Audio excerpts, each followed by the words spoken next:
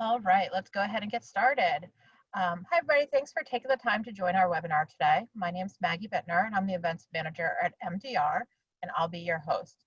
Today, we'll be talking about a very timely topic, ensuring educational equity for the 2021 school year and beyond.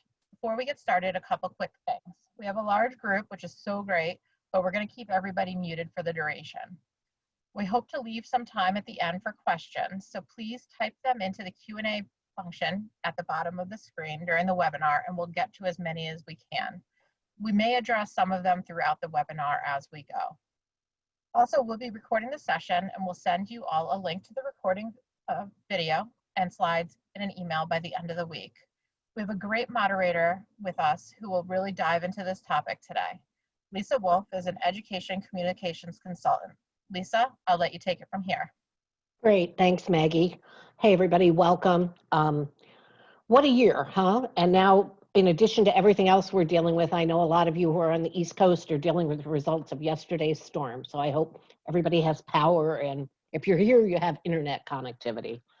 As we all know, last spring, the school year was interrupted by an unexpected switch to remote learning.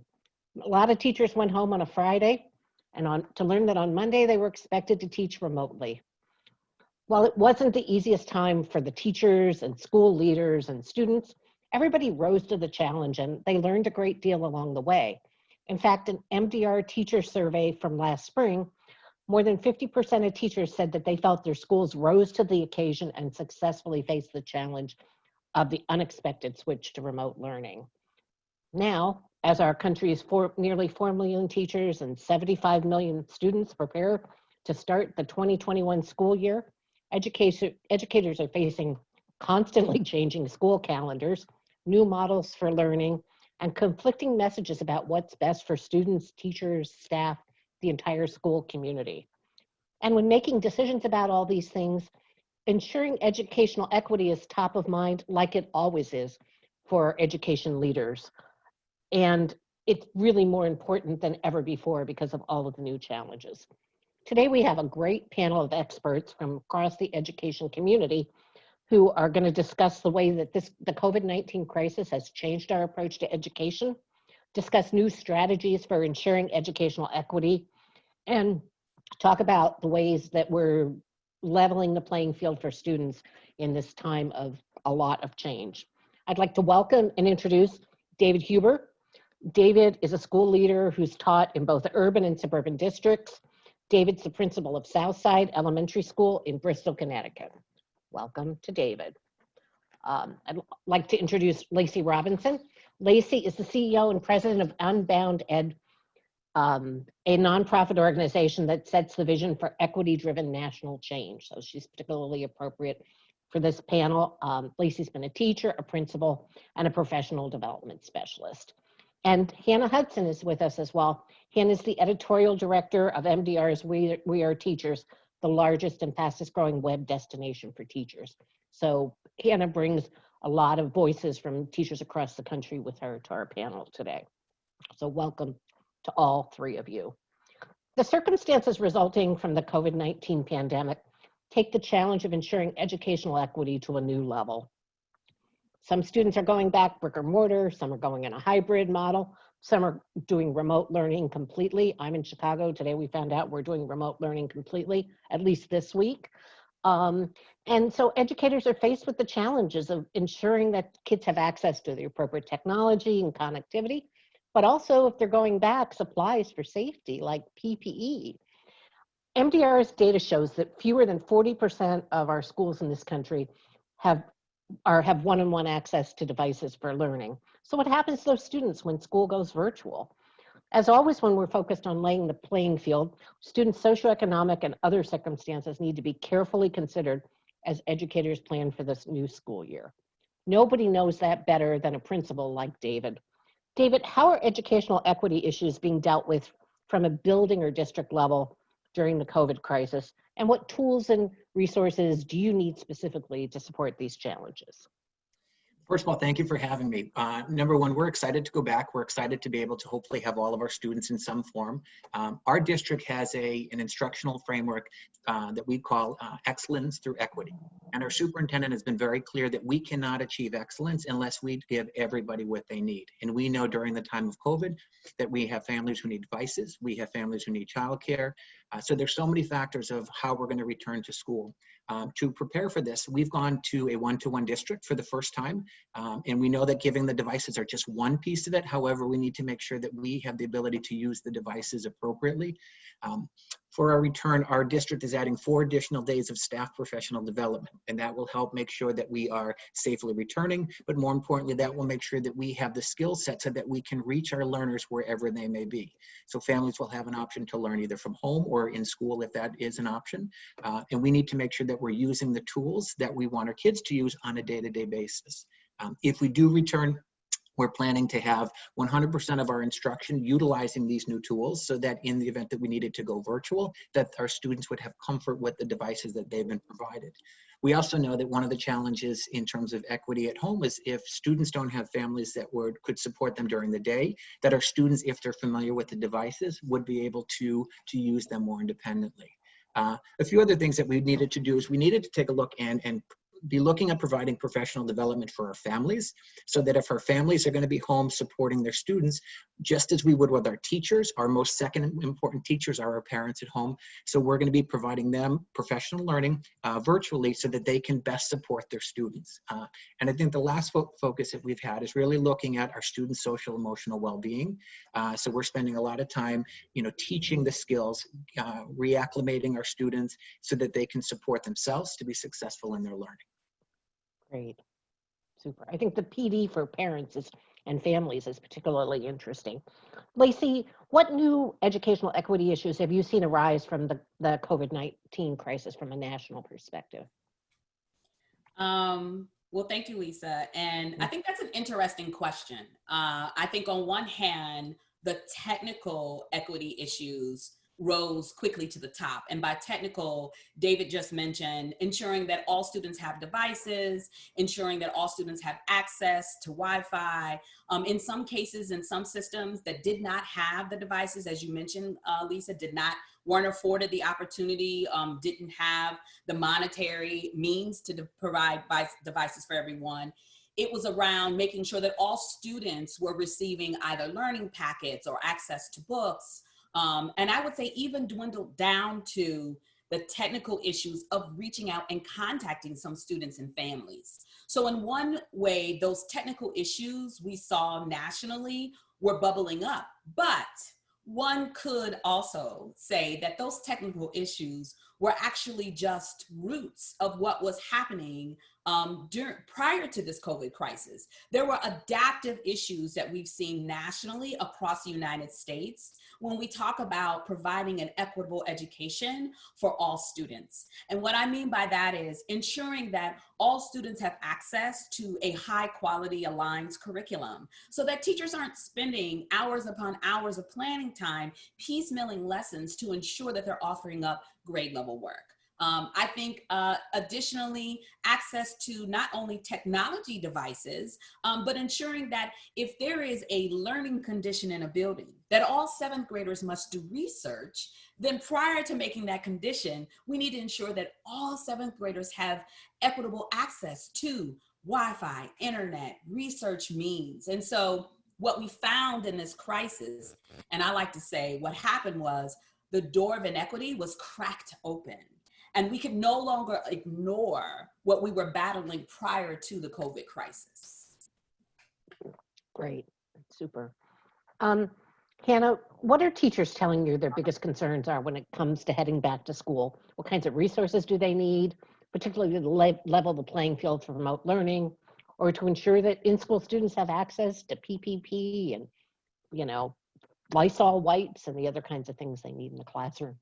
Yeah, I love what Lacey said about the door being cracked open on equity issues. I think that's so true.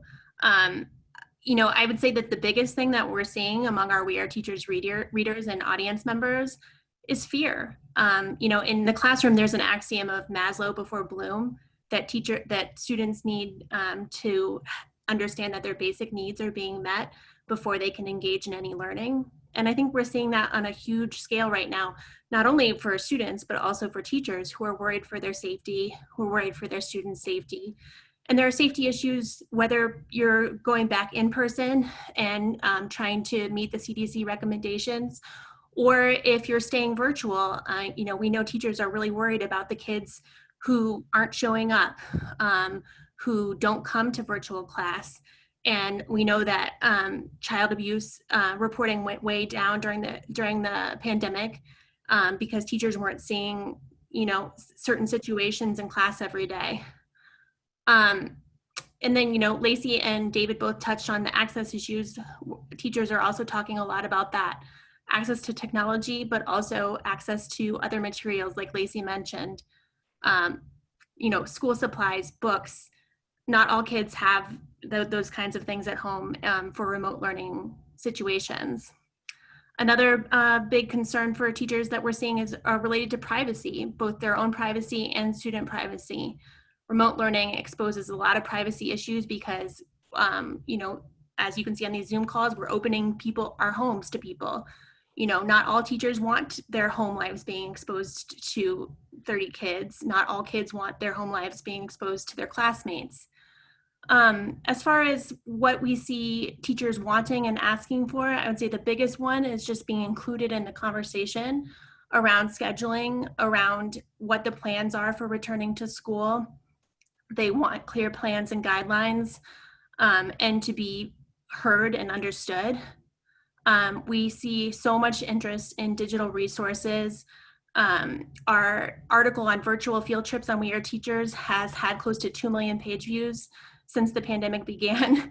That shows you just how interested teachers are in video resources, virtual field trips, websites, games. They need that kind of thing more than ever. And they need resources for teaching kids about our new world, resources to help them have conversations about race, resources for teaching kids about wearing a mask, about social distancing. So those are some of the things we're thinking about at We Are Teachers. It sounds like a takeaway from all three of you is that everybody in the school community needs to be a part of the conversation and the discussion, and that will help support. Lacey, how has the COVID-19 crisis magnified the disparities in education and that we've always known to be true in our country? And what can we do now in maybe a different way to address them? Yes, I also think that's an interesting question, and I believe Hannah just hit on part of it. I actually believe that the disparities in education actually start with the societal view of what it means to be an educator. You see, educators oftentimes are personified as this magical do-all, can be-all person that is actually not even given all the resources that is needed in order to meet the needs of their communities. I think educators in our society are not looked upon as who they truly are. They are thinkers, they're innovators, they're crafters, they're artists. And I think lots of times we as a society don't honor them. And we see this through, honestly, their preparation, their pay, the things that they're asked to do. And so, of course, teachers rose to the moment when we said we need distant learning because that's just who we are and how we care for the community. But oftentimes, I know, speaking as an educator, when we rise to the occasion, we actually look for our communities and society to rise along with us, to make available for us the resources that we need in order to attend to our students and our communities. So I actually think the disparities start with the way that society thinks about, well, what does it mean to be an educator in the United States? And I think because that is actually depleted, what ends up happening is that our then attending to our students gets depleted. If I don't have the right resources, if I haven't been prepared as a teacher, how am I then expected to individualize, which has to occur in a classroom, each of my students' lessons and needs? And so what we found is that, again, when this COVID crisis hit, all it did was magnify what we knew to be true. Most Brown and Black students are not exposed to high qualified aligned curriculum, okay?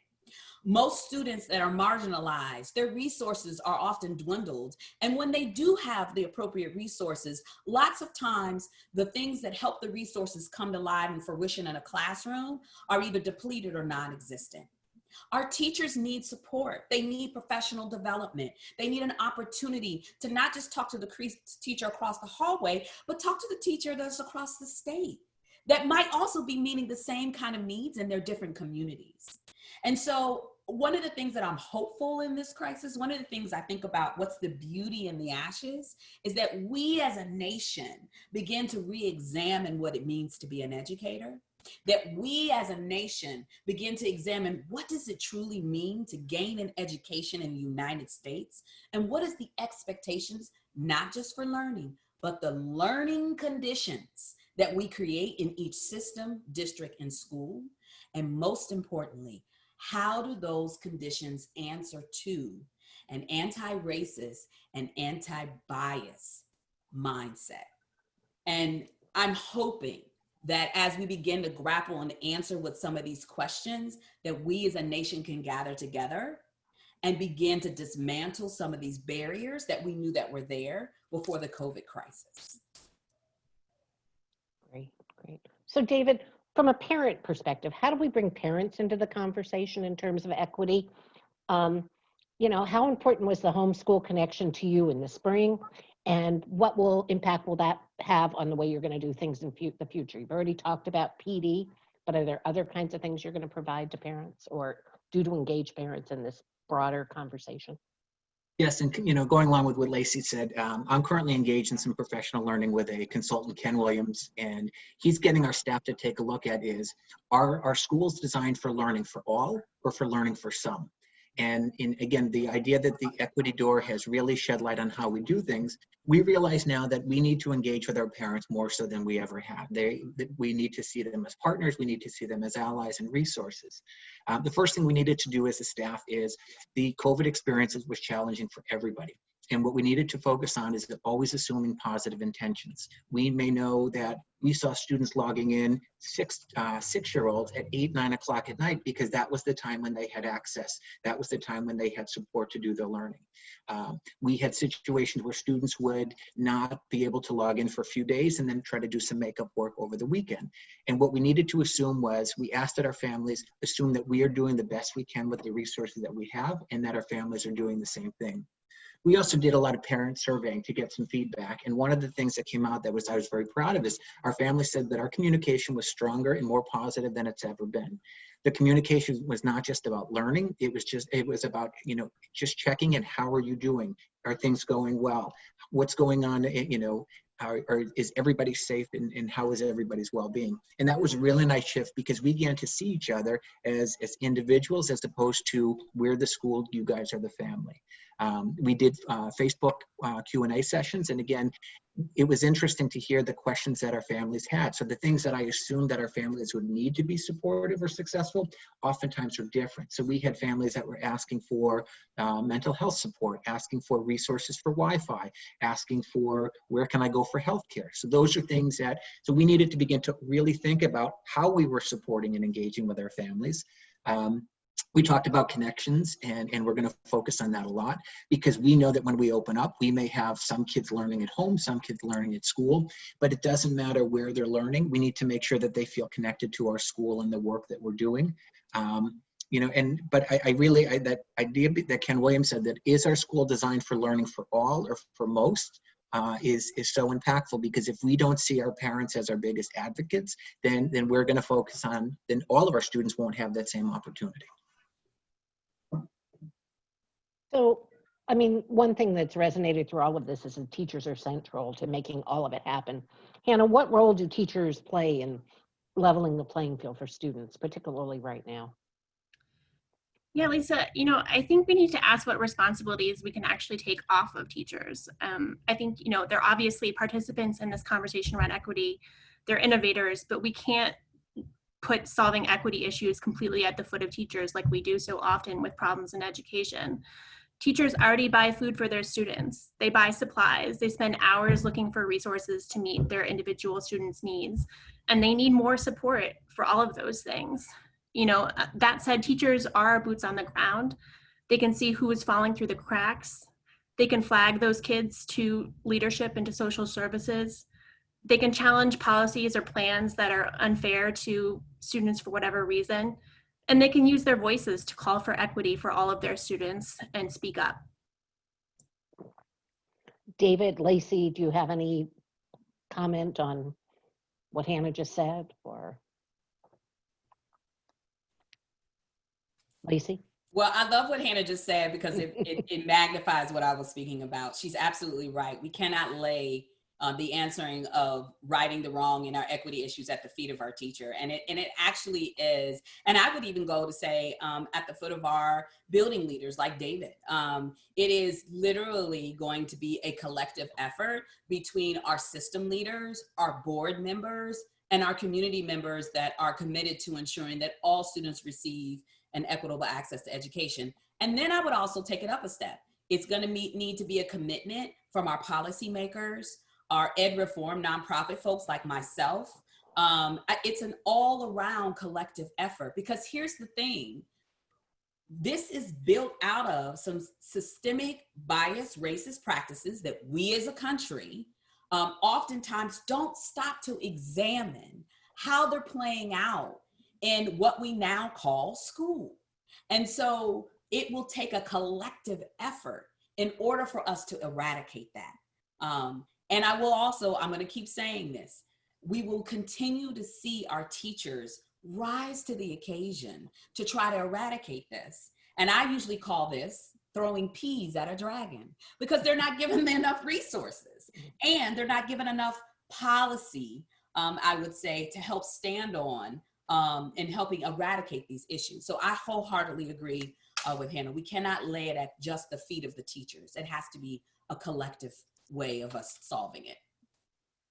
To go along with both Lacey and Hannah, one of the things that we've tried to do to respond to that is we've increased the opportunity for teacher leadership. We've increased the opportunity for teacher-led professional development, collaborative learning.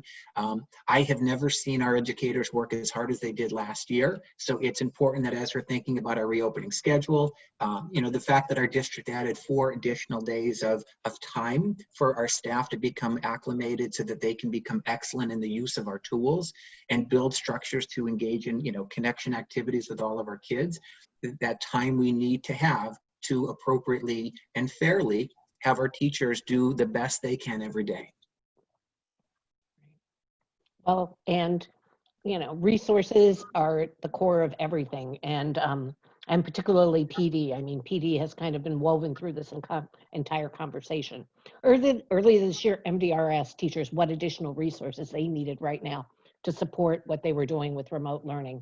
Nearly 50% said more PD, without question, and also help with engaging parents in their children's education. Our audience today is largely people from education companies and vendors, and so it'd be great if you could share what they could do to help you all navigate the 2021 school year from a teacher, principal perspective. David, what kinds of things are you looking for that might be different than what you were looking for in the past?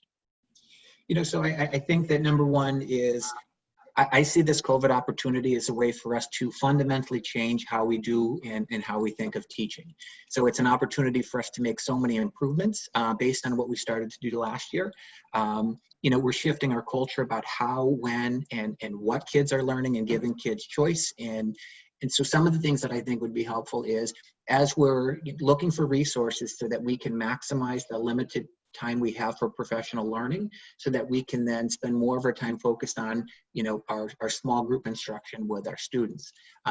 In terms of resources, I know that I always look for what are current practices that we have in our building. So we're engaging in developing a professional learning community. What can we add to that that's going to build upon what we're doing, as opposed to something that's, I'm not looking for something that's going to come in and fix our school. We're looking for things that are going to build upon the great things that our staff are doing.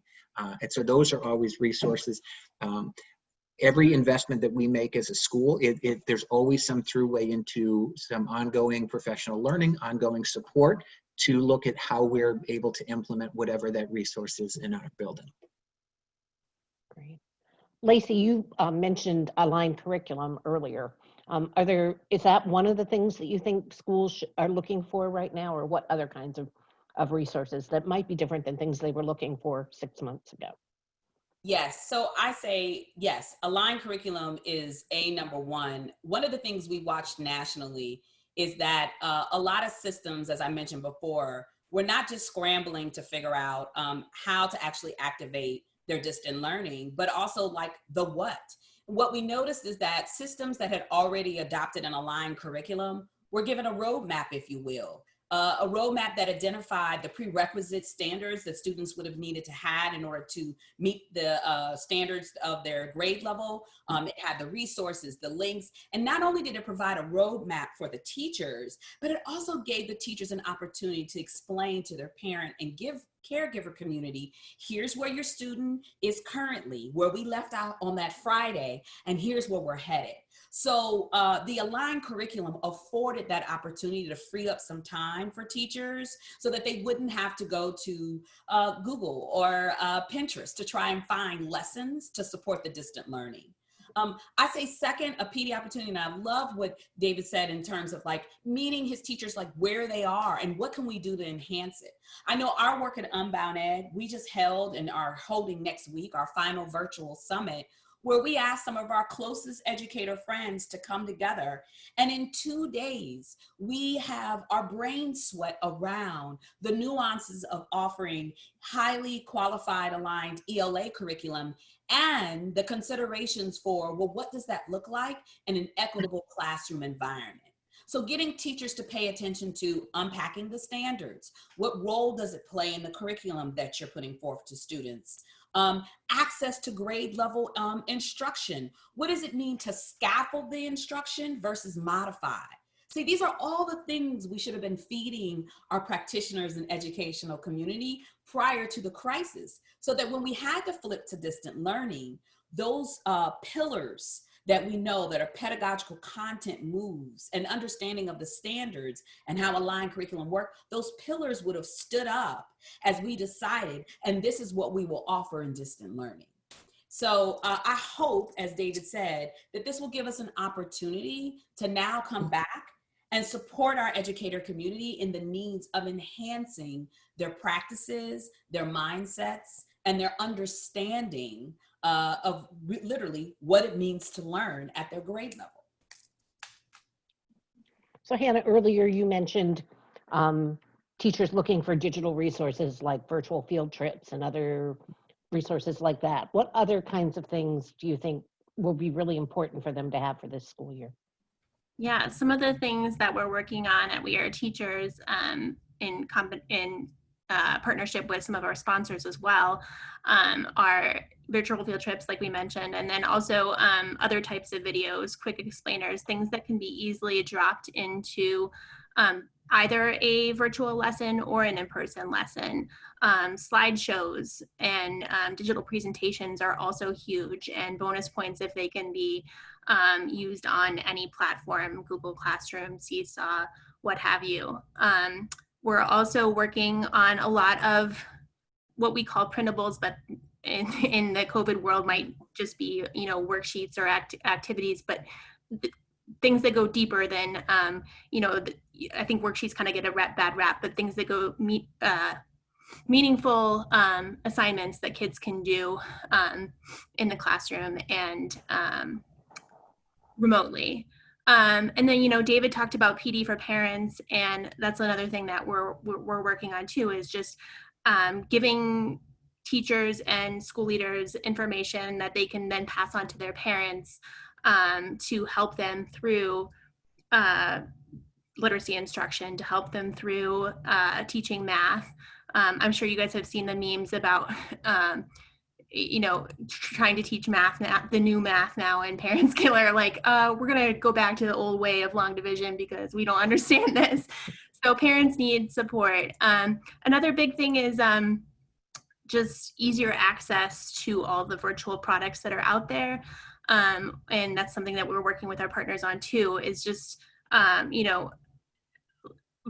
own son probably had like 18 different logins, it felt like, during remote learning. And so figuring out how we can get kids access and get them onto the right tools in an easier way and in a more self-directed way too, so that parents aren't constantly having to be over the shoulder of their kids as they work. Great. So the other, everybody's struggling with budgets, and budgets will probably be a challenge for quite some time for schools and districts, but there is federal CARES Act money that's been allocated to the states and out to the schools, about $40 billion for K-12, higher ed, other programs serving children. MDR has created CARES Selects, which actually can help companies like those of you who are here today to get information about how that money's been allocated across the country. For our panelists, how, from your perspective, are schools and districts using this funding to safely open schools while ensuring educational equity? David, do you have any insights into that, at least from your district's perspective? Sure. With the CareSec funding, what our district has done, and they've done an outstanding job of coming together with what's our return plan? What do we need to do to safely get kids and staff back?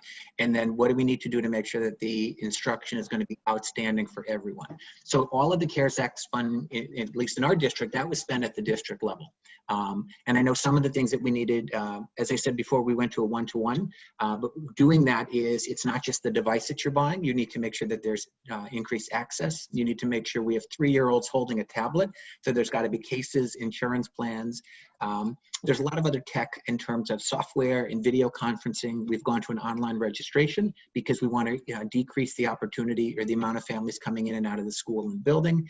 We've also needed to purchase, when I say PPE, like even looking at like instructional PPE tools. So we have 3 to 10-year-olds. How are we going to do small group instruction, which our kids need? So having plexiglass dividers or having different options for students who receive speech and language, you cannot effectively teach speech and language through a face mask. So looking at different shield options, looking at different ways that we can keep our staff and our kids safe. Those are some of the things that directly relate to education. And that's how our district has been using a majority of those funds. Lacey, what are you seeing from kind of a national perspective? Do you have insights there? Yeah, I think it mirrors a lot what David is saying in terms of there is a lot of technical equipment that needs to be purchased, a lot of thinking around how to attend to the needs of their community. I know one of the points of conversation that we've had across the systems is also thinking about the equitable distribution. So equity doesn't mean equal. And so this might mean that you have to go in and assess your community, your students, your parents, and like how those needs may vary. So equity might mean that a certain subset of students will need extra tutoring, or someone that is checking in with them that's other than their classroom teacher.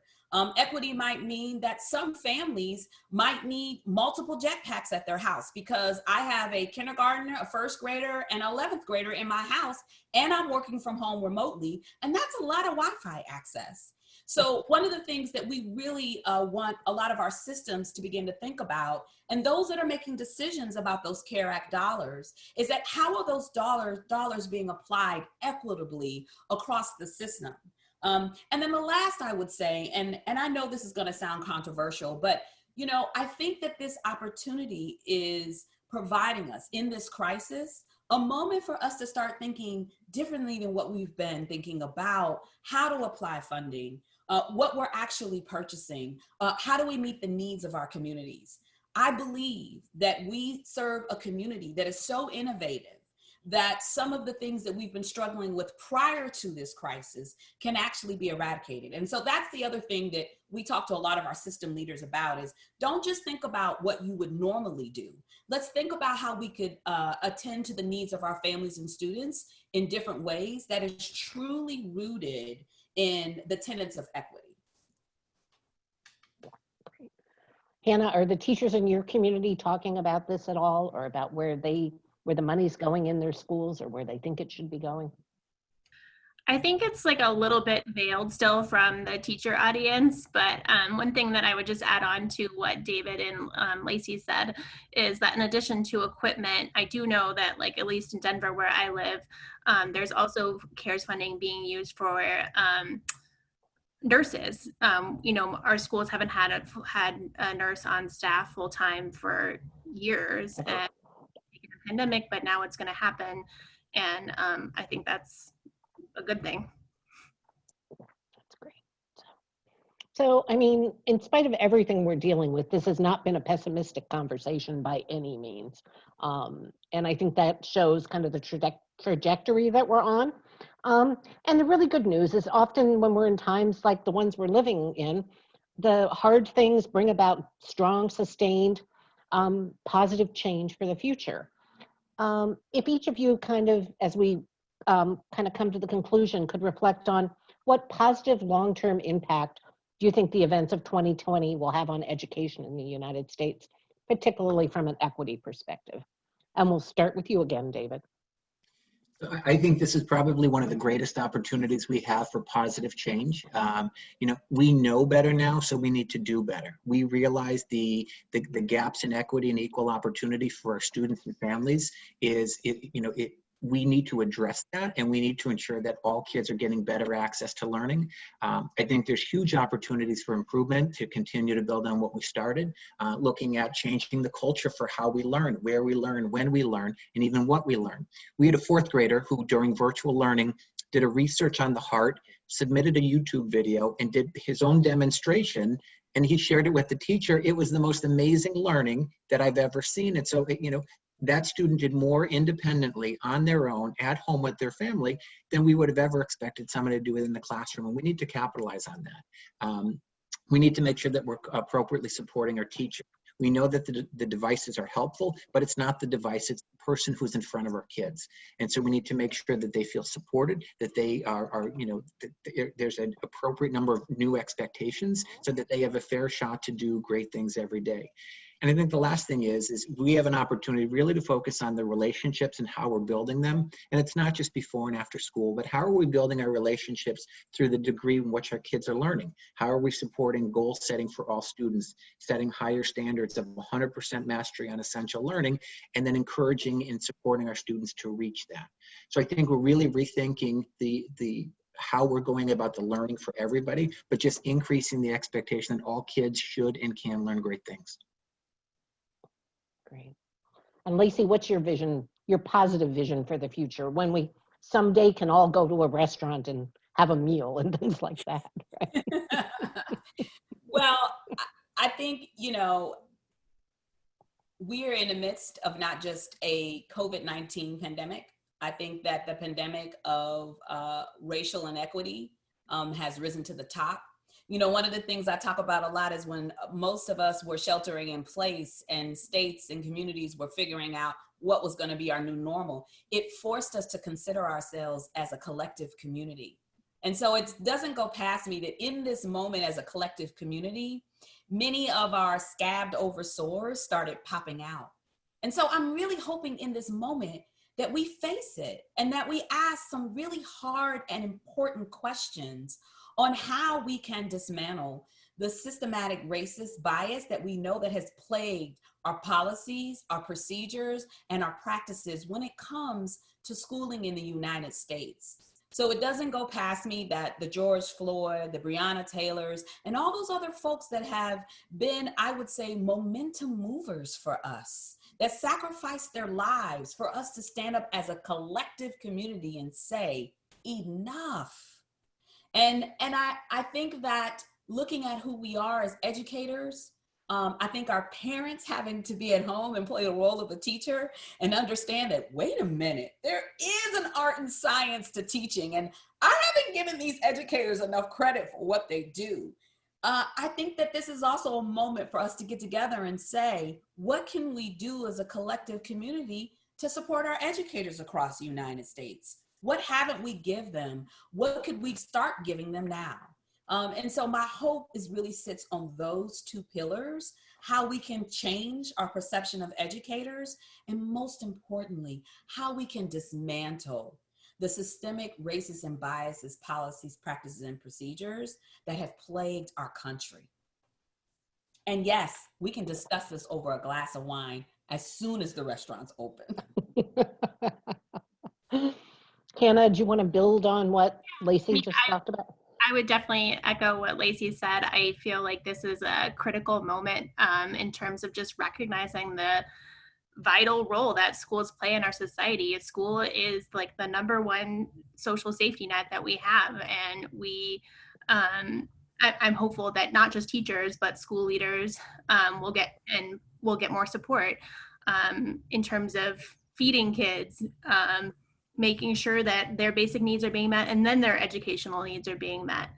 And as both David and Lacey said, this is also just an opportunity to rethink our curriculum from the ground up.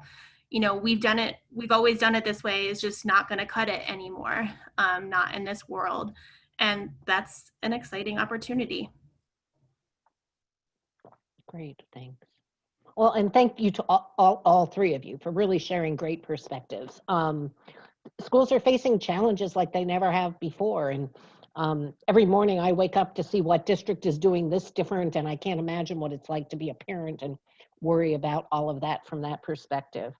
Lacey pointed out that the crisis has really amplified the equity issues that have been systemic for a long time and may put us on a path to addressing them through things like more aligned and better curriculum and elevating our appreciation for and the role of teachers.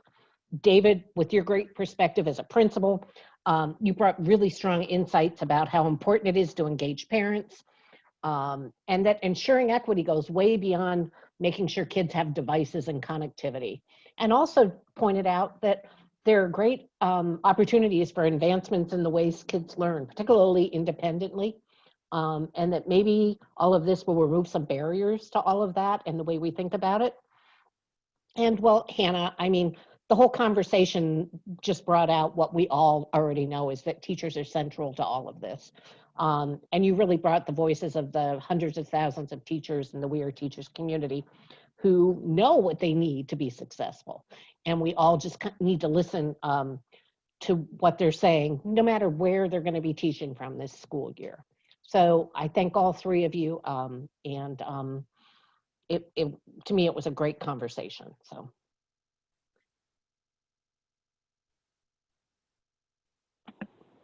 Thank you, guys.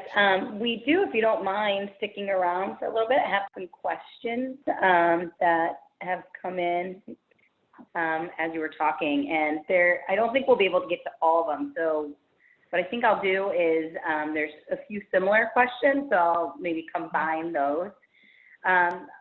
First one I'm going to send over to you, David.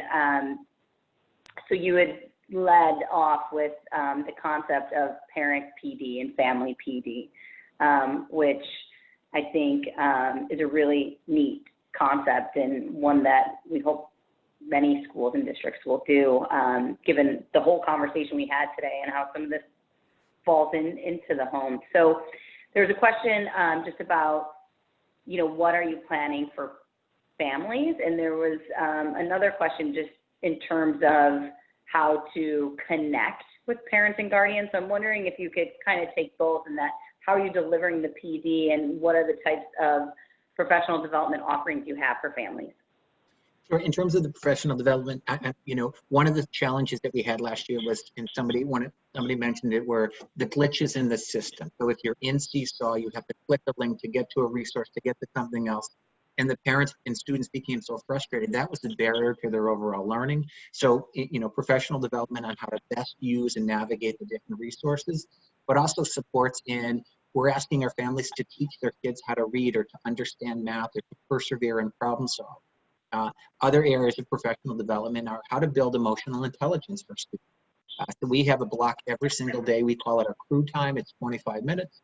And we're teaching our kids to manage their emotions, to see how their actions impact others. And that instruction's got to take place no matter where we are. And parents can hugely support that. So that would be another area of professional development. In terms of communicating with families, our families respond great to Facebook. We do Facebook Live. We text families quite frequently. I think that's been a very positive way for us to have two-way conversation. So those are some of the more frequent ways. We've also begun to do more video announcements, so that when we're sending out information, when we're sharing successes, I just went out last week And we, it's nice because then our kids and families get connected, get to see us. So those are some of the technologies we've used to best connect with our family. Thank you. Lacey or Hannah, if you want to add anything, I know Lacey at Unbound Ed, obviously professional development is a huge piece, and Hannah, you mentioned some of the parent resources. So feel free, either or both of you guys, to add to the kind of family professional development versus just the the school, if you will, professional development. And I just, oh, go ahead, Hannah. No, go ahead, Lacey. Well, I was going to say, I actually also see that question also in another direction. So when you talk about connecting to families and students, one of the things we heard across the United States is that some educators were struggling with even getting their caregivers or family members to call them back or to answer any questions. And so I think it's a pinnacle time for us to stop and ask ourselves, in fact, are we building authentic relationships with our parents and with our students? If I'm an 8th grade teacher and 12 out of the 20 kids aren't returning the call, I have to ask myself, what role does the relationship play in that? And so I see connectivity starting with a mindset, heart set piece, and then thinking about the technical. It's a great point. Hannah? Yeah, that's an amazing point, Lacey. Yeah, the only other thing I was going to add is a topic that I see teachers asking for and parents too is digital citizenship. Now the kids are spending more time on tech than ever. How can we teach them how to use these resources responsibly and, engage meaningfully and also find balance with off-screen activities as well? Good point.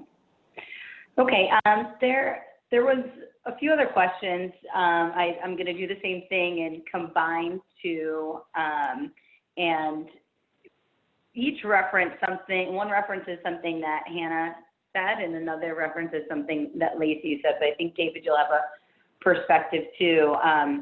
We use the term aligned curriculum. We use the term meaningful assignments, and so part of the conversation happening in the QA is,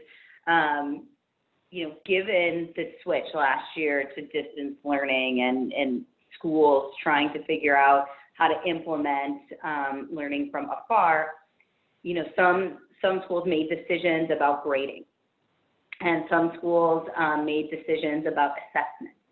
And so I know, if you think about equity in beginning this school year, understanding where your kids are after, sort of what took place the prior school year. So in thinking about aligned curriculum and meaningful assignments and the whole idea of grading and assessment, what about student performance and, what does make an assignment, this is a specific question, what makes an assignment meaningful to a student now, and what about aligning to standards or something else? Lacey's giving the biggest smile, so I'm gonna just say, how about you go first? Well, I'm smiling because David gave to me one of the most beautiful examples of like what this crisis is causing us to do. The fact that that child made a YouTube video about what they discovered about the heart and was actually able to communicate to the instructor, like, this is what I learned. And not only this is what I learned, but this is what I can teach you. I mean, that's really, to me, the heart of what we want our students to be able to demonstrate. That, and I think it should make us pause and think about what is actually our learning conditions around assessment. What are grades? How do we identify that a child is learning something? And how can we afford them opportunity to make it culturally relevant and meaningful to them and their lives? This is how we prepare students to be career and college ready. So David's example, I think, was a beautiful example of that. David, do you want to add anything there? Sure. Yeah. Our district is not, when we reopen, we are not coming in with a deficit approach. We are not assuming that our kids had not learned anything. We are not going to go back and spend the first 3 months teaching last 3 months. If we do that, we've just taken a gap and made it bigger.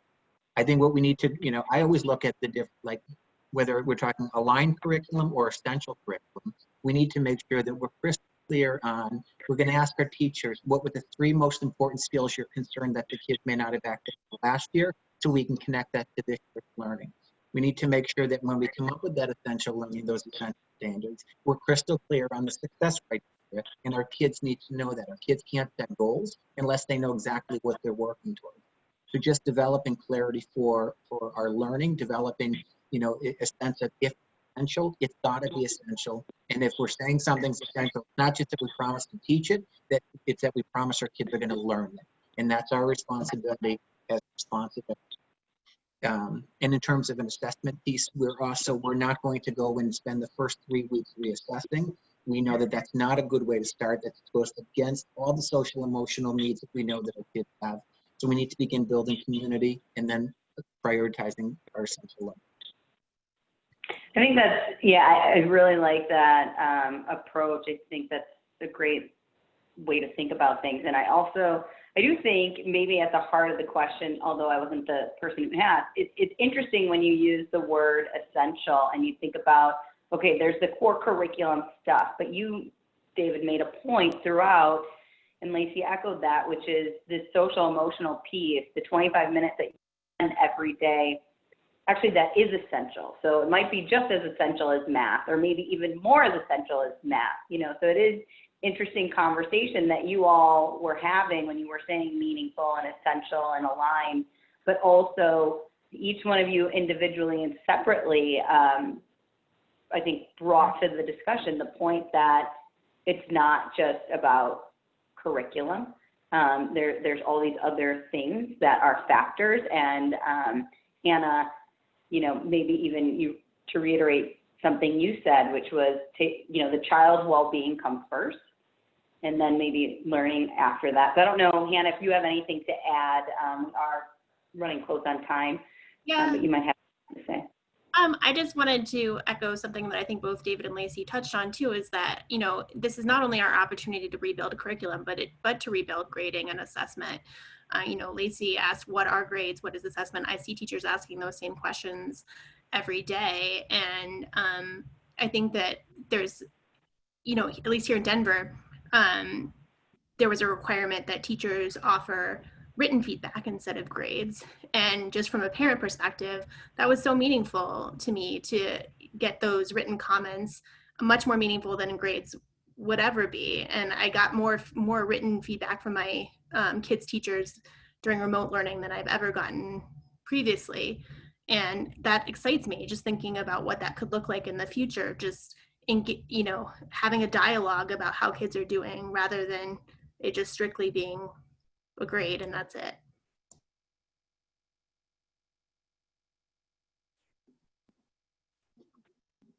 I think that's a great point. And, also talks back to the parent, home, school, teacher connection that whether kids are going back in person, online, or blended, that, we all have to keep having these conversations, right? We're all players in a child's education. And I think those of us who are parents or in the industry, we all always knew that. I think most people know that intellectually, but as we've practiced this over the last few months, it's just maybe changed the way, hopefully, we all think about, what is education, what is our system, who makes up the education community. Okay, I think that's all the time we have for questions. Lisa or Maggie, I don't know if you have a couple of things to wrap up with to follow up. I'd also like to thank you guys for your time. Sure. Thank you so much for attending, everybody taking the time to attend today. We know that there are many technical difficulties going on out there. Hannah, Lacey, and David, thank you so much for your time. I know that I learned a lot listening to you all, as I'm sure that the audience did. And Lisa, thank you for the very pointed questions that you asked. Just a little housekeeping. We have recorded this webinar and we will be posting it shortly. And then we'll be following up with an email with a link to it following the recording. So if you need anything, don't hesitate to reach out to any of us at the team. And we look forward to seeing you all again soon. Thanks so much. Bye.